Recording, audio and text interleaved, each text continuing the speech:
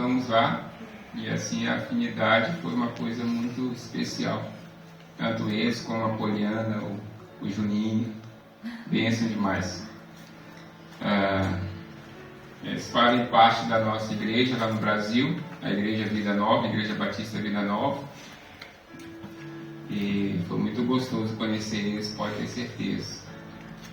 E assim como está sendo especial conhecer vocês. Amém. Tudo muito bom. Eu e a Valéria gostamos muito de conhecer pessoas, de se relacionar com pessoas. E isso está no nosso DNA missionário, DNA de cristãos, filhos de Deus, né? Sempre estávamos nos relacionando. Eu creio que o Senhor já vem falando ao decorrer dessa celebração, desse culto. É muito interessante porque a palavra que Deus trouxe no meu coração está assim, condizendo com tudo que o Senhor já vem falando desde o início do culto. O nosso papel como missionário, nossa responsabilidade como cristãos. Não podemos ser omissos àquilo que Deus nos deu nas mãos para fazermos. E isso é muito sério. Isso requer um compromisso muito sério para com a sua igreja. Uma vez eu ouvi uma frase de uma missionária amiga minha, ela falou assim: Gel, nós somos a igreja, o meio pelo qual Jesus caminha na terra. Nós somos o meio pelo qual Jesus caminha na terra. Portugal, Albufeira, toda essa região de Algarve precisa conhecer Deus. Às vezes Deus opera milagres, como muitos muçulmanos estão convertendo, tendo sonhos, visões. Ele faz isso, Ele é Deus. Mas se nós queremos ver o céu na terra, como promessa se cumprindo, nós precisamos ser esse canal de Deus. Deus faz milagres, mas a única forma da palavra chegar até as pessoas é por nosso intermédio. É por nossas vidas. A única maneira da palavra chegar até o coração das pessoas, delas conhecerem o Senhor por intermédio da palavra dele, da Bíblia, das Escrituras sagradas, é por nosso intermédio, por nossas mãos. Pode até acontecer milagres, como tem acontecido, mas a melhor maneira sempre será por nosso intermédio. Amém. Que privilégio! Que privilégio nós temos. Eu quero compartilhar com os irmãos, quero falar um pouco da vida deste homem. Na minha escola de estudos bíblicos, foi um dos livros que me impactou muito, que é o livro de Esdras. Esse livro chamou muita atenção e me atentou muito para amar as Escrituras. Para amar mais ao Senhor através das suas leis, das suas palavras. Então, abra sua Bíblia no livro de Esdras, capítulo 7. Esdras, capítulo 7, está antes de Neemias.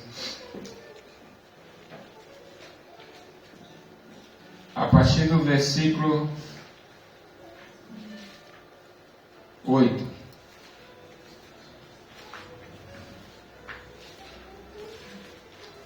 Vou olhar no relógio ali, irmãos, que eu tenho. Ok. Amém? Esperar os irmãos encontrarem. Esdras capítulo 7, versículo 8 até o versículo 10. Nós vamos estar lendo a palavra do Senhor. Só para os irmãos nos conhecerem melhor, eu sou do interior de Belém do Pará. A minha região se come muito peixe com açaí. Açaí glória! É um fruto muito bom. A minha esposa é da região de Minas Gerais, uma cidadezinha chamada São João del Rei. Gosta muito de pão de queijo. Eita glória! Então, Deus assim quis nos unir. As pessoas perguntam, mas como que aconteceu você do extremo do país e ela do outro, Isso aí nós vamos descobrir lá no céu. Quando nós chegarmos lá, nós perguntamos para ele, mas como que você uniu esses dois aí? Deus é bom. Amém. Diz assim a palavra do Senhor. Esdras chegou a Jerusalém no 5º mês, no 7º ano deste rei. Pois no 1º dia do 1º mês partiu da Babilônia, e no 1º dia do 5º mês chegou a Jerusalém, segundo a boa mão do seu Deus sobre ele. Porque Esdras tinha disposto o coração para buscar a lei do Senhor, e para cumprir, e para ensinar em Israel os seus estatutos e os seus juízos. Vamos fazer somente mais uma oração. Pai, obrigado pela Tua presença no nosso meio. Obrigado, Espírito Santo, pela Tua direção, pelo Teu consolo, pelo teu cuidado para cada um de nós. Sim, Jesus. Nós Te louvamos, Pai, somos gratos por o Senhor estar conosco, o Senhor ter caminhado conosco até aqui. Obrigado por esse culto, obrigado por tudo que o Senhor já ministrou nos nossos corações, por tudo que o Senhor ainda vai derramar sobre nossos corações. A minha oração essa noite é para que o Senhor fale aos nossos corações e que nós possamos entender o propósito real daquilo que o Senhor quer de nós, como cristãos, como missionários, como pessoas que amam o Senhor, que caminham com o Senhor. Deus, traz esse entendimento ao nosso coração. Fale, Deus, mostre-nos o caminho que devemos andar na Tua presença, Deus, de como que o Senhor quer, Deus, que alcancemos outros através da Tua palavra, através da presença do Senhor em nós. Em nome de Jesus. Não deixe sair dos meus lábios essa manhã, nem mais nem menos daquilo que o Senhor quer falar a cada coração nesse culto. Em nome de Jesus. Amém. Amém. Queridos, eu amo esse versículo 10. Porque Esdras tinha disposto o coração para buscar a lei do Senhor, e para cumprir, e para ensinar em Israel os seus estatutos e os seus juízos. Vamos entender o que estava acontecendo aqui. Vamos buscar um pouco na história quem era Esdras. Quem era esse homem segundo o coração de Deus, segundo a vontade de Deus para esse tempo. Esdras provavelmente nasceu no cativeiro babilônico. O povo de Israel estava no cativeiro, como Deus havia falado, havia profetizado ao decorrer de toda a história. Eles iriam para a Babilônia, ficariam cativos ali por 70 anos, mas que eles sairiam, que eles retornariam um dia para a sua terra, para Jerusalém. Então Esdras, provavelmente passados aqui 2 ou talvez 3 gerações, Esdras nasce nesse contexto de cativeiro no Babilônia, mas a história vai nos mostrar que Esdras se tornou um homem sábio nas Escrituras. Mas atrás nós vamos ver que Esdras era um conhecedor da lei, era um escriba, profissão que nasce também nesse tempo de cativeiro, uma pessoa estudiosa da palavra. É provável também que Esdras tenha aprendido, segundo a tradição judaica, sobre a lei do Senhor com seus pais. Então ele se torna uma referência dentro do cativeiro, dentro da própria Babilônia, a ponto de conquistar até o coração do rei. No período que Esdras estaria, quem estava governando era o rei Artaxerxes. E esse homem nascendo ali, estudando a lei do Senhor, chega ao ponto que do povo está retornando para Jerusalém. Então o primeiro retorno acontece com Zorobabel, na liderança de Zorobabel, que era para reconstruir o templo do Senhor. E o segundo retorno, ali por volta de 450 anos antes de Cristo, acontece o segundo retorno na liderança de Esdras. Mas havia um propósito nesse retorno maior do que simplesmente voltar com o povo de Deus para Jerusalém. Havia um propósito maior no coração de Esdras. Não era somente levar o povo para a terra deles e reconstruir o templo. Esdras entendeu que todo o seu conhecimento, toda a sua sabedoria, tudo aquilo que ele aprendeu com os seus pais, com o Senhor, através da lei, ele entendeu que ele precisava ensinar o povo. Por que que Esdras precisava ensinar o povo sobre a lei de Deus? Queridos, o povo tinha esquecido da lei. Passaram-se 70 anos sem contato com a lei do Senhor. O povo tinha esquecido do Senhor. Não conheciam as leis dadas a Moisés, por intermédio, vinda de Deus a Moisés. Então Esdras se viu compromissado. Eu preciso ensinar a lei novamente. E aí o versículo 10 fala que ele se dispôs a buscar. Então, são 3 palavrinhas que fizeram parte do ministério de Esdras, que não é diferente da nossa vida, da nossa caminhada com o Senhor. Porque hoje nós precisamos também buscar ao Senhor. Precisamos também buscar a presença do Senhor. E é interessante que ninguém busca nada sem querer encontrar. Alguém busca? Ninguém busca nada sem querer encontrar. Sempre quando nós buscamos algo é porque nós queremos encontrar aquilo.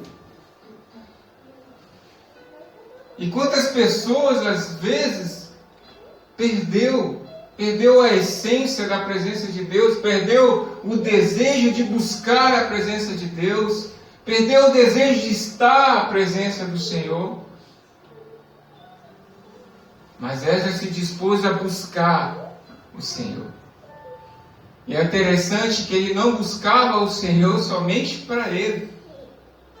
Ele sempre buscou o Senhor porque ele sabia, ele tinha o conhecimento de que um dia o povo ia voltar para Jerusalém.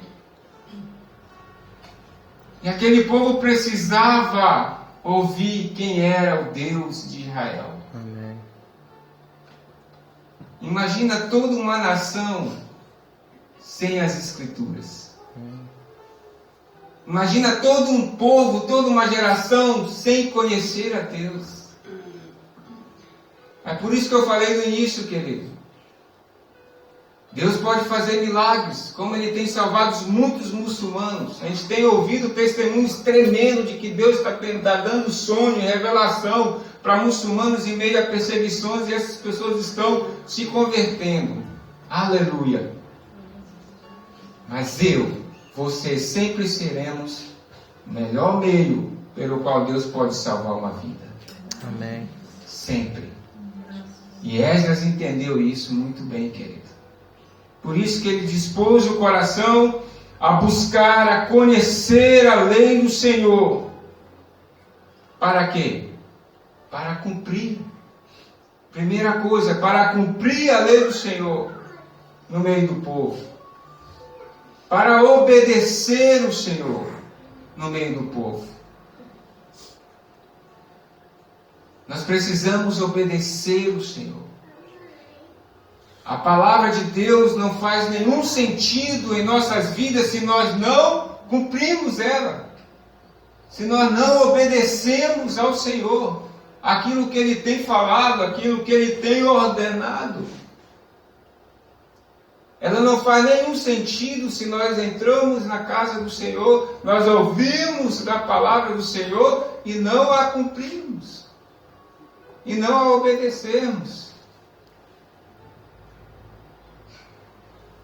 Esdras entendeu que ele precisava buscar, mas precisava também cumprir.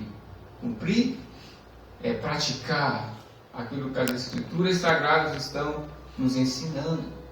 Estão nos mostrando o caminho para fazermos. E quantas vezes nós não nos perdemos nesse ciclo, em todo esse vendaval da vida, por falta de obediência ao Senhor, por algo que é tão simples no meio cristão. Porque, querido, não existe uma bússola, um norte melhor do que as Escrituras do Senhor. Quantas pessoas se perdendo, quantos cristãos se afastando da presença do Senhor porque não estão obedecendo ao Senhor, não estão obedecendo aquilo que Deus está falando, não estão com os ouvidos atentos à voz do Espírito Santo, estão preocupados com as circunstâncias, estão preocupados com o amanhã, sendo que a palavra de Deus fala para que nós vivamos um dia de cada vez, porque o amanhã não pertence a nós, amanhã pertence ao Senhor. Ao Senhor. Ao Senhor. E isso, querido, foi uma das instruções, uma das primeiras instruções que Deus falou comigo e com a Valéria no Brasil. Vivam em Portugal um dia de cada vez. Eu sou Deus.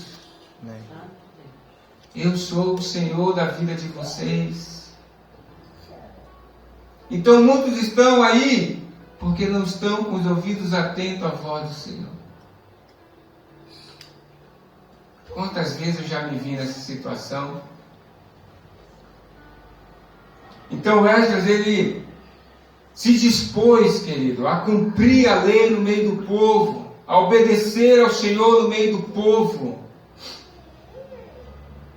Porque ele sabia que aquele povo, sem a lei do Senhor, não seria nada. Ele sabia que aquele povo, sem a lei do Senhor, as promessas de Deus não iriam se cumprir. O templo não seria restaurado.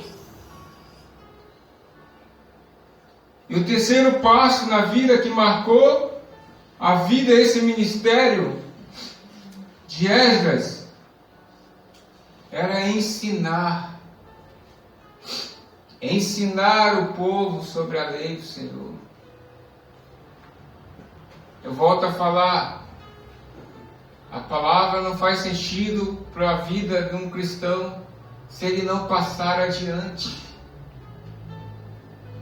Porque a mesma transformação que faz na minha vida, que fez na minha vida, a mesma libertação que houve na minha vida, ela pode acontecer na vida de outras pessoas.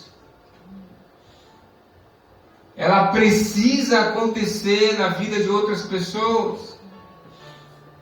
Porque Paulo, lá em Romanos, capítulo 1, versículo 16, fala: eu não me envergonho do Evangelho. Por quê? Porque ele é poder de Deus. Poder de Deus para a salvação de todo aquele que crê. É poder de Deus, querido. O Evangelho é poderoso. Mas ele só faz sentido, ele só tem essa autoridade, esse poder em minha vida, se eu crer. E para eu acreditar nesse Evangelho, eu preciso praticá-lo. Eu preciso colocar em prática aquilo que Deus está falando. Imagina Paulo chegando em Roma, aquele lugar hostil, aquele lugar tenebroso, que quando ele falava para os apóstolos: estou indo para Roma, meu alvo é Roma, meu destino é Roma, eu quero ir para Roma pregar o Evangelho para aquele povo ali, os apóstolos ficavam atemorizados: que é isso, Paulo? O povo vai te matar. E ele vira assim: olha, o Evangelho é poder de Deus, mas eu preciso pregar para esse poder se manifestar aqui. Eu preciso ensinar o povo sobre a palavra de Deus para que esse poder se manifeste no nosso meio. Eu tenho uma frase do pastor Antônio Cirilo que diz assim, não há glória sem fogo. Não há glória sem fogo. Fogo é a palavra do Senhor. Então, para que a glória se manifeste, para que aquela palavra se cumpra aqui na terra, que o céu desça na terra, querido, essa palavra precisa ser manifestada primeiro, através de cada um de nós. Missionário, eu não sei pregar, eu não sei evangelizar, eu tenho vergonha, eu sou tímido. Querido, primeiro, nós temos o Espírito Santo dentro de nós, como o pastor Alex falou, e a Bíblia afirma. Nós estamos sozinhos. Segundo, ore a Deus e pergunte para Ele como você vai fazer isso. Como que Deus quer que você evangelize? Como que Deus quer? Quais são as estratégias de Deus para a sua vida? Por quê? Porque evangelismo, a pregação do Evangelho não é padronizado. Não existe um padrão. Deus não é limitado a nada. Ele não pegou assim um padrão assim e falou, olha, vai ser só desse jeito que a minha igreja vai fazer. Não, querido. É ilimitado. Aleluia. Deus trabalha de forma pessoal. Deus trabalha de maneira diferente com cada um.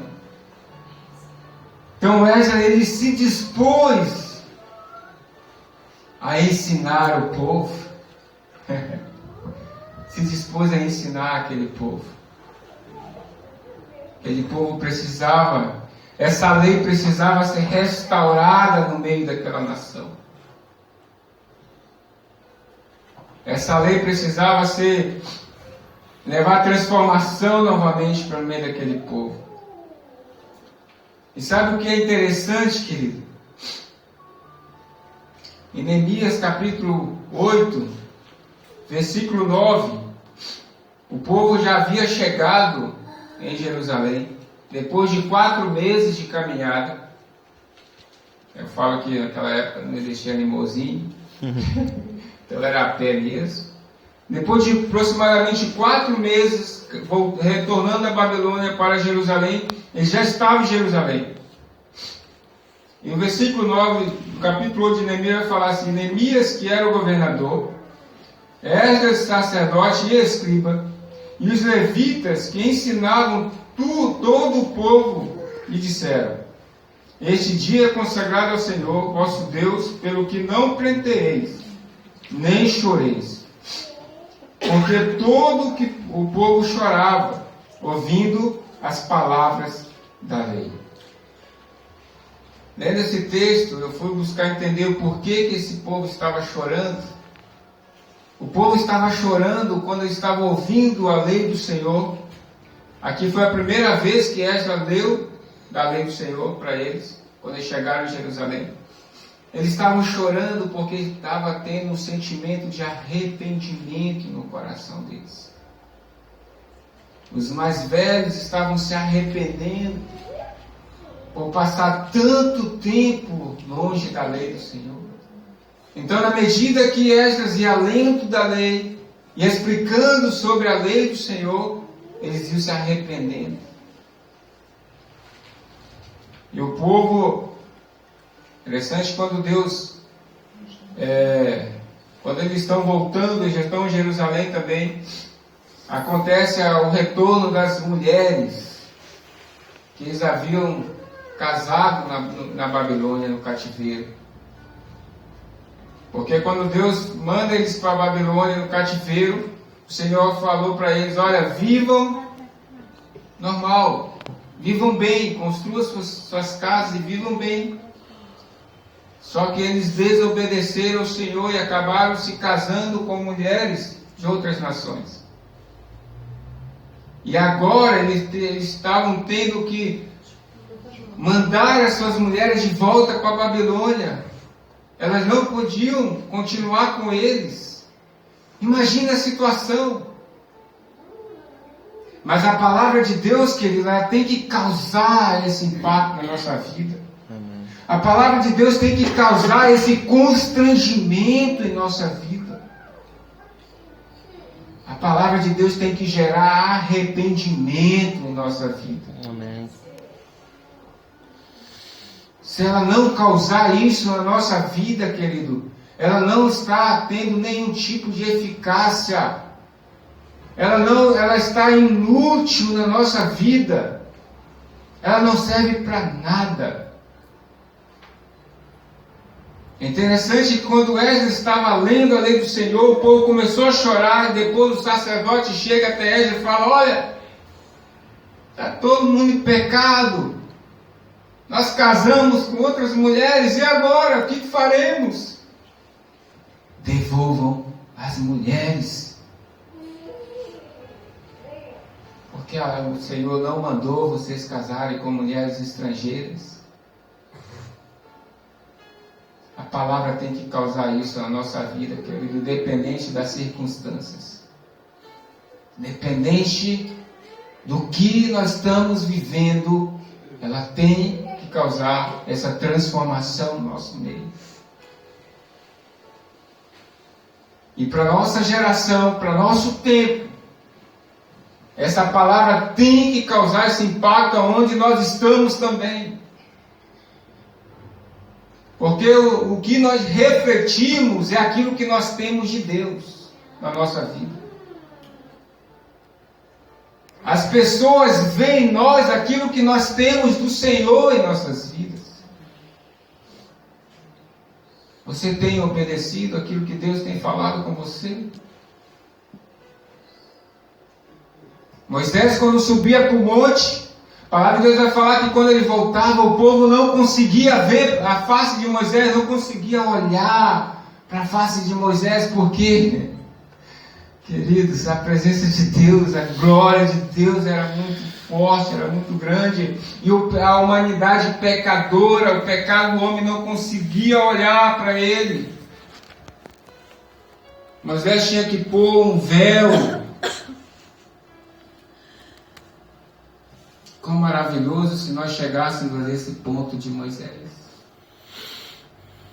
E as pessoas olharem para nós e verem Deus em nossas vidas de uma forma que fosse constrangê-la a ponto de dizer: olha, eu quero esse Deus, eu quero Jesus, eu quero conhecer esse Senhor da tua vida, eu quero caminhar como você caminha, eu quero andar como você anda, eu quero fazer o que você faz. Porque eu quero ser igual a Jesus. E isso é possível, querido, aonde nós estamos. Isso é possível aonde você está, no seu trabalho, né? Na sua freguesia, na sua casa. Isso é possível acontecer porque o Espírito Santo está com você. Aleluia.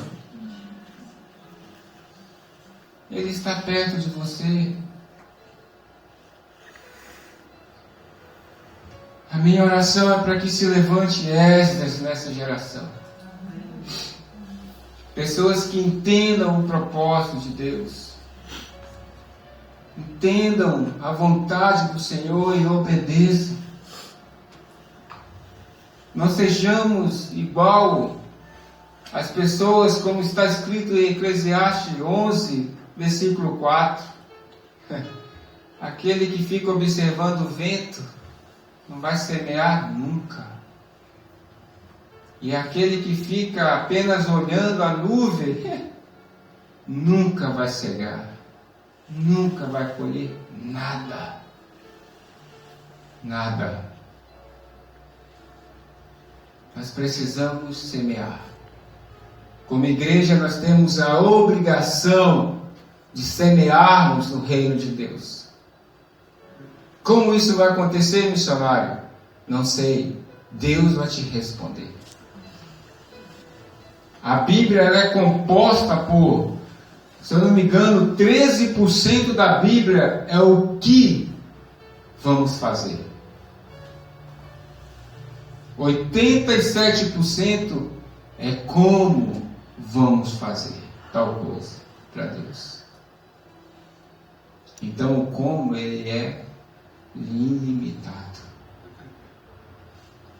Ilimitado.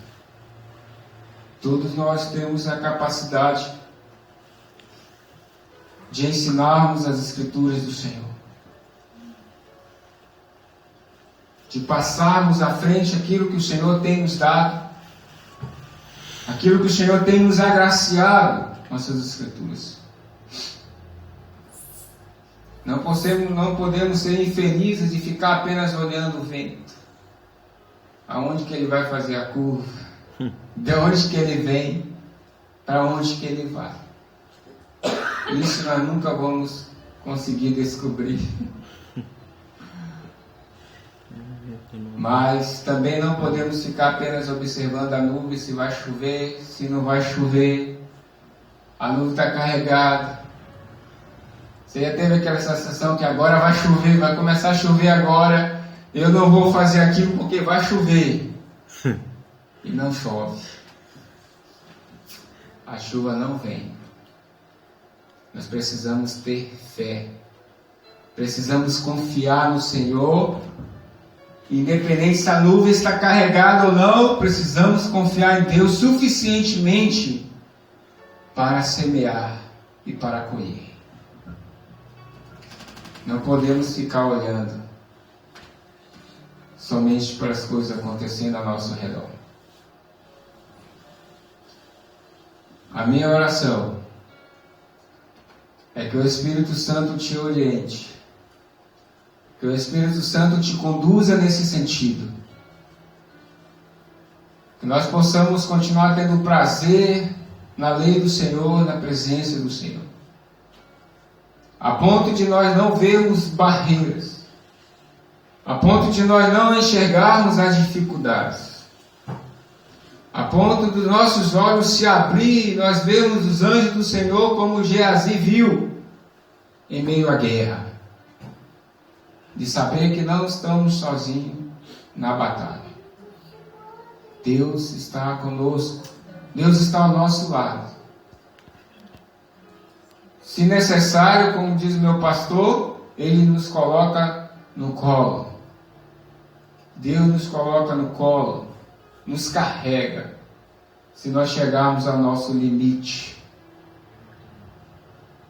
Se chegarmos ao nosso limite, Deus nos coloca no colo.